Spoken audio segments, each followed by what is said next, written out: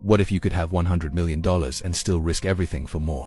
Rajat Gupta rose from poverty to unimaginable wealth and threw it all away because $100 million wasn't enough. This is the story of how greed destroys more wealth than failure ever could. Rajat Gupta was born in poverty in India, orphaned young, no family wealth, no connections, but he was brilliant. He earned a scholarship to Harvard Business School, joined McKinsey, and climbed to the top, eventually becoming global CEO. By his 60s, Gupta was worth over $100 million.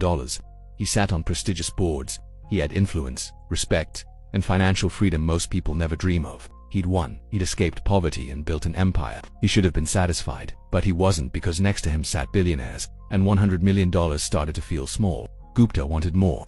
Not because he needed it, his lifestyle was already luxurious, but because others had more. He started comparing himself to hedge fund managers making billions. And comparison poisoned his judgment, so when insider information crossed his desk, confidential details about companies he advised, he made a decision.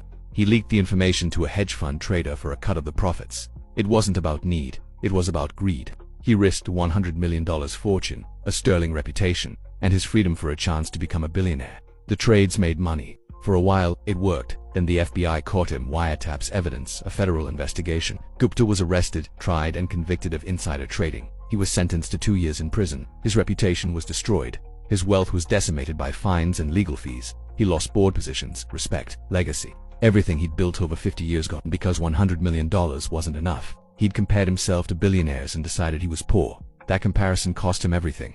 Morgan Housel writes, "There is no reason to risk what you have and need for what you do and have and do on need." Gupta had everything, but he wanted more, and more destroyed him. Gupta's story isn't unique. History is filled with people who had enough but risked it for more. Traders who make millions, then lose it chasing billions. Executives who have wealth but commit fraud for greater wealth. The pattern repeats. Greed makes people blind. They stop asking, do I have enough, and start asking, do I have more than them? And that question has no ceiling. It's infinite. So they keep risking until they lose. The lesson is brutal.